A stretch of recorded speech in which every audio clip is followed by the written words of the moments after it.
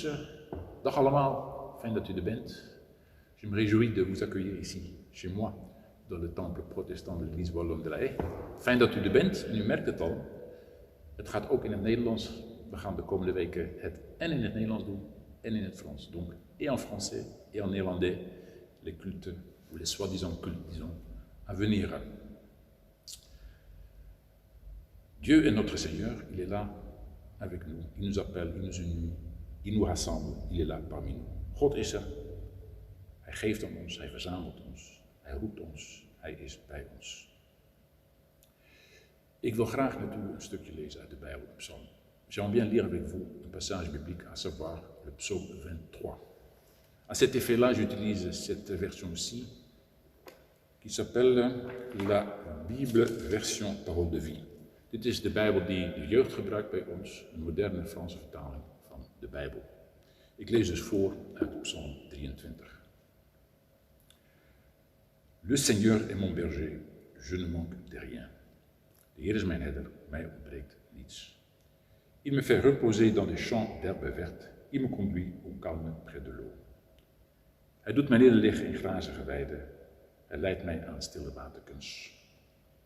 Il me rend des forces, il me guide sur le bon chemin pour montrer sa gloire. Hij geeft mij kracht, hij leidt me op de goede weg, hij laat mij zijn heerlijkheid zien. Même si je traverse la sombre vallée de la mort, j'ai peur de rien, Seigneur, car tu es avec moi. Ton bâton de berger est près de moi, il me rassure. Ook al ga ik door een vallei van de dood, ik heb geen angst, Heer, want u bent bij mij. Uw stok en uw staf zijn bij mij. Ze geven mij zekerheid. Dat is dus vanuit de oogpunt bekeken van het schaap, hoe die tegen de herder aankijkt. Voilà la version, la perspective du mouton. Comment il voit la chose, le berger. Tu m'offres un bon repas sous les yeux de mes ennemis. Tu verses sur ma tête de l'huile parfumée. Tu me donnes à boire en abondance. U bereidt voor mij een maaltijd onder de ogen van mijn vijanden. En die vijanden, dat zijn dan de giftige kruiden, de giftige planten. U besprenkelt mijn hoofd met geparfumeerde olie. U geeft mij drinken in overvloed. Oui, tous les jours de ma vie, ton amour m'accompagne et je suis heureux. Je reviendrai pour toujours dans la maison du Seigneur. Ja, al de dagen van mijn leven ben ik gelukkig. Uw liefde begeleidt mij. Ik zal altijd komen in het huis van de Heer. Tot zover deze psalm 23. Jusqu'ici, ce psaume 23.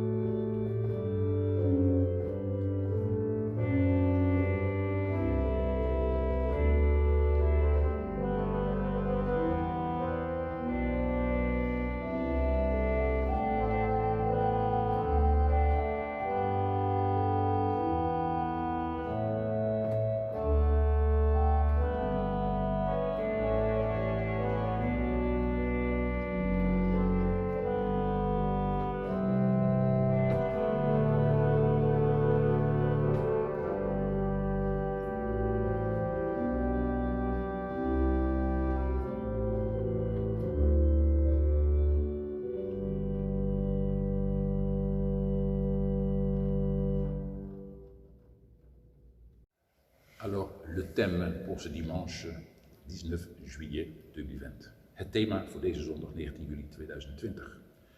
Être envoûté ou non, telle est la question. Betoverd zijn, ja of nee? Dat is de vraag. L'apôtre Paul, dans son épître aux Galates, se fâche beaucoup. Je vous assure, si jamais un pasteur ou un prêtre s'adressait de la même façon à ses ouailles, comme l'a fait l'apôtre Paul, il ne pourrait plus rester longtemps dans sa paroisse. Ik verzeker u dat Paulus, die heel erg boos is op de Galaten, en zich heel erg boos uit naar de Galaten. Ik verzeker u dat als een dominee of een priester dat zou doen richting zijn hoorders in een kerkgebouw, dan zou hij heel snel moeten vertrekken. Mais un vrai leader, nous sommes d'accord là-dessus, un vrai leader digne de ce nom doit avoir le culot de dire la vérité sans compromis. Ce n'est que la vérité qui rend vraiment libre. Le reste est illusion qui mène finalement à la perdition. Een echte leider, die naam waardig is, die moet de moed hebben om ongezouten de waarheid te kunnen zeggen. Want alleen de waarheid maakt vrij. En de rest is illusie en leidt uiteindelijk tot het verlies. Qu'est-ce qu'il écrit exactement, l'apôtre? D'un côté, au premier chapitre, il appelle ses lecteurs frères et sœurs. Mais de l'autre côté, par contre, il leur demande au troisième chapitre, manquez-vous de sens? Dus wat schrijft hij precies, de apostel? Aan het begin van zijn brief schrijft hij nog braaf. Broeders en zusters. Maar aan de andere kant, in dit derde hoofdstuk, zegt hij, zijn jullie je verstand verloren? Évidemment, quand on consulte d'autres traductions, on trouve d'autres descriptions. Êtes-vous devenu fou? Êtes-vous devenu insensé? Le début du troisième chapitre commence ainsi. Ô Galates sans intelligence! Uiteraard, wanneer je andere vertalingen gaat raadplegen, dan vind je andere beschrijvingen van zoiets. Zijn jullie helemaal gek geworden? Wat is er in jullie gekropen? Zijn jullie betoverd? En aan het begin van dit derde hoofdstuk zegt hij zelfs, o Galaten, jullie zijn eigenlijk idioot. Je ne vois pas le nouveau Premier ministre français Jean Castex tourner ainsi à ses compatriotes. Ô Français sans intelligence, voici votre grand serviteur de la République. Il peut partir immédiatement. Zoals u misschien weet, heeft Frankrijk een nieuwe premier ministre. Ik denk niet dat hij zich zo zal richten tot zijn landgenoten van o Fransen en Françaises, zonder verstand, ik ben uw dienaar, de dienaar van de Republiek. Hij mag meteen vertrekken. Mais sachez bel et bien, chers frères et sœurs, que nous pouvons être des gens sans intelligence, manquant de bon sens, fous, réfractaires, insensés. Besef wel, geliefde broeders en zusters, dat wij toch zonder verstand kunnen opereren. Dat wij het verstand als het ware verloren hebben. Dat we idioot zijn, gek, weerbarstig. Nous avons tous cet instinct grégaire qui nous prive de notre intelligence. Nous avons tous cette tendance à nous comparer aux autres, à éprouver de la jalousie. Nous voulons capter l'attention pour accroître notre prestige. Nous trouvons un groupe avec lequel nous pouvons nous identifier. Ainsi nos opinions se renforcent dans cette chambre d'écho virtuelle. Et voilà ce qui unit l'homme moderne avant tout. Nous pouvons diaboliser ceux qui ne font pas partie de notre clan. Luister goed. We hebben allemaal die kuddegeest die ons van ons verstand berooft. We hebben de neiging om onszelf te vergelijken met anderen en we ervaren dan jaloezie. We willen de aandacht krijgen, zodat we stijgen in onze prestige. We willen een groep vinden waarmee we ons kunnen identificeren. Dus de onderlinge meningen versterken zich dan in deze echokamer. En weet u wat de moderne mens het meest verenigt? Nu? We kunnen andere mensen demoniseren. Want ze maken geen deel uit van onze clan.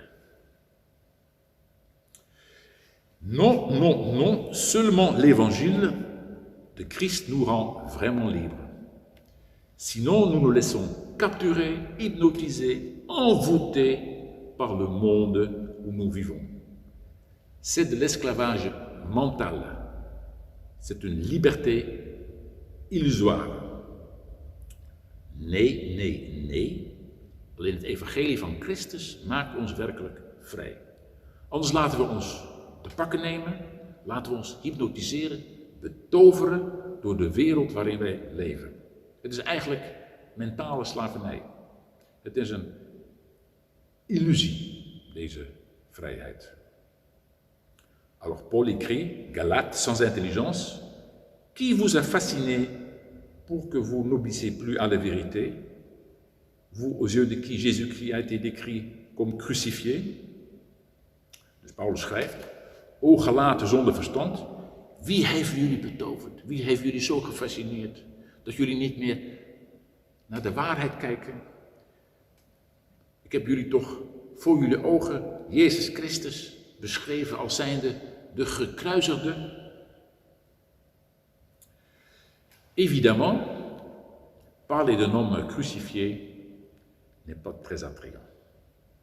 Ça ne flatte pas notre ego.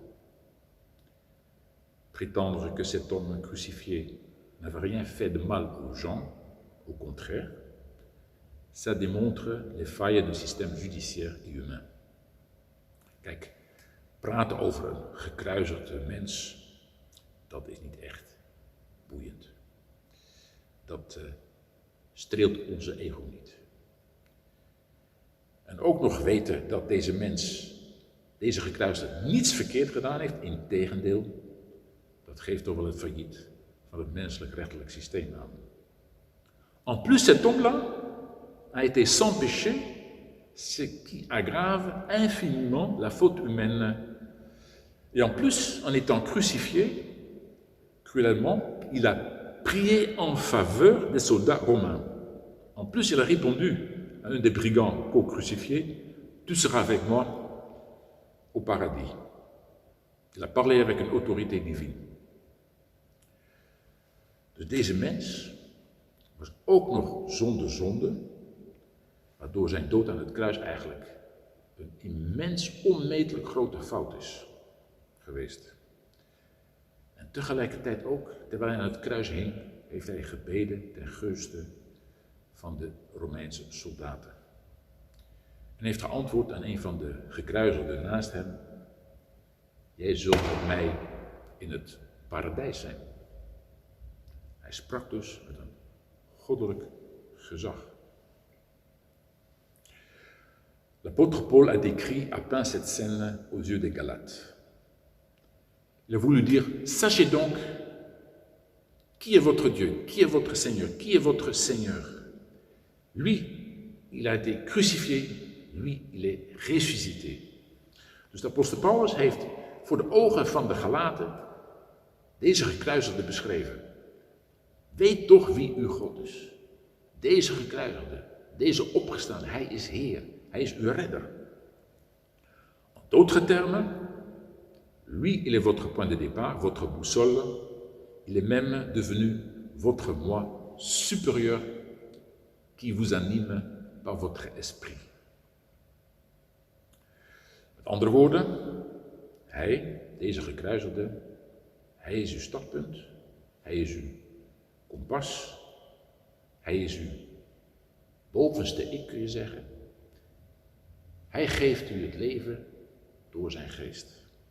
Mais non, les Galates se sont fait voir. L'esprit grégaire les a rattrapés. Wel nee. De Galaten hebben zich weer beet laten nemen. De kuddegeest heeft hen weer ingehaald. L'apôtre leur pose cette question-ci. Voici seulement ce que je veux apprendre de vous. Est-ce en pratiquant les œuvres de la loi que vous avez reçu l'Esprit, ou en écoutant l'Évangile avec foi? Dus de apostel stelt hun nu deze vraag. Ik wil iets van u weten komen. Is het doordat u de werken van de wet hebt gedaan, dat jullie de geest hebben ontvangen? Of hebben jullie hem ontvangen door gewoon naar het evangelie te luisteren? Oui, chers frères et sœurs, par quel esprit sommes-nous fascinés? Qui ou quoi nous a envoûtés? La pub, le pub. La colère avec le poing levé, rasant tout ce qui n'empêche le soi-disant progrès, ou la peur qui paralyse, avec résultat que rien ne change des deux côtés des barrières. Dus de vraag is, broeders en zusters, waardoor of door wie worden wij gefascineerd? Wie of wat heeft ons betoverd? Is het de reclamewereld? Is het de drank misschien? Is het de woede met de opgeheven vuist, die alles wat daar tegenin gaat wegvaagt? Of is het angst die ons verlamt, zodat we ons veilig verbergen achter barrières en er dus eigenlijk niets verandert? L'argent, les actions de la bourse, qui ou quoi dirige notre vie? Sommes-nous vraiment libres? Ou vivons-nous dans une prison, une cage faite d'or? Is het geld of zijn het de aandelen die ons beheersen? Zijn we nu werkelijk vrij? Of leven we in een gevangenis, een gouden kooi desnoods? Les Galates, quant à eux, cherchaient du secours auprès des œuvres de la loi. Ils n'arrivent pas à accepter tout simplement que cet homme crucifié, dans son amour, les a pourtant acceptés tels qu'ils sont et que lui, il veut les transformer de l'intérieur. De Galaten, de christenen in Galatië, zochten hulp nog bij het doen van goede werken. Ze konden gewoonweg niet aanvaarden dat deze gekruisigde gewoonweg van hen hield. Dat deze gekruisigde hen heeft aanvaard, omarmd. En dat hij hen van binnenuit wil mooi maken, transformeren.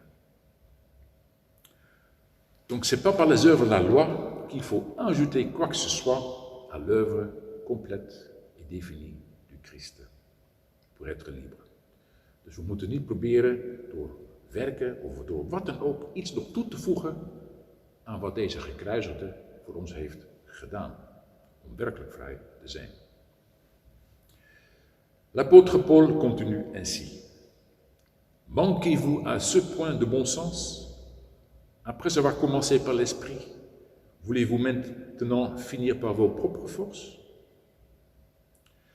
Dus de apostel Paulus gaat als volgt verder. Hebben jullie je verstand verloren? Jullie zijn begonnen met de geest hoofdletter. Willen jullie nu weer eindigen met je eigen krachten? Alors, l'apôtre pose de nouveau le même type de question pour leur montrer ceci. Calmez-vous. Vous n'avez rien à prouver devant Dieu ou devant les hommes. Jésus vous a déjà inclus dans sa vie, dans sa mort, dans sa résurrection, dans sa vie auprès de Dieu. Vivez maintenant tranquillement. Dieu vous aime. Vous êtes ses enfants. Paulus in de andere versen stelt eigenlijk nog een beetje dezelfde soort vragen. Eigenlijk wil ik dit zeggen. Kalm aan. Jullie hoeven jezelf niet te bewijzen. Niet voor de mensen en ook niet voor God. Jezus heeft jullie met hem meegenomen in zijn leven, in zijn lijden, in zijn dood, in zijn opstanding, in zijn leven bij God. Leef nu nou toch rustig. God houdt van jullie. Jullie zijn zijn kinderen. Imaginez-vous un enfant qui vous demande « Papa, maman, qu'est-ce que je dois faire pour que vous m'aimiez vraiment ?» Stel je voor dat je kind aan je vraagt « Papa, mama, wat moet ik doen zodat jullie echt van me houden ?» Chers frères et sœurs, je ne vais pas tomber dans les répétitions. La vérité, en fait, je dis, je ne veux pas éviter de tomber dans les répétitions. Dus ik wil niet voorkomen om in herhalingen te vallen. Ik wil juist in herhalingen vallen. La vérité qu'est le Christ reste toujours valable. C'est même la mort pour la mort. C'est la mort pour l'esprit grégaire, pour l'illusion, pour chaque prison. Dus deze waarheid kan niet voldoende herhaald worden.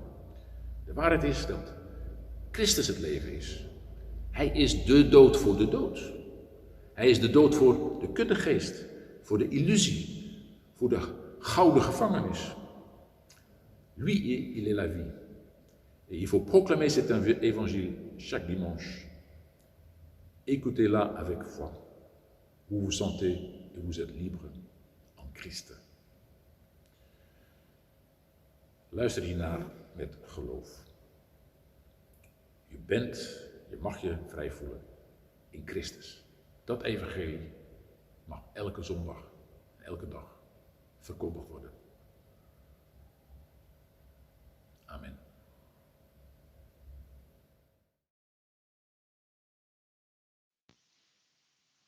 Nous ne sommes pas seuls.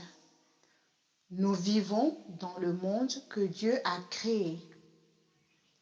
Nous croyons en Dieu qui a créé et qui continue à créer, qui est venu en Jésus, parole faite chair, pour réconcilier et renouveler, qui travaille en nous et parmi nous par son esprit.